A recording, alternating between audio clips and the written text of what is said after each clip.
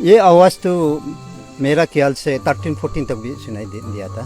13-14 ये 2000 का 13-14 में ना।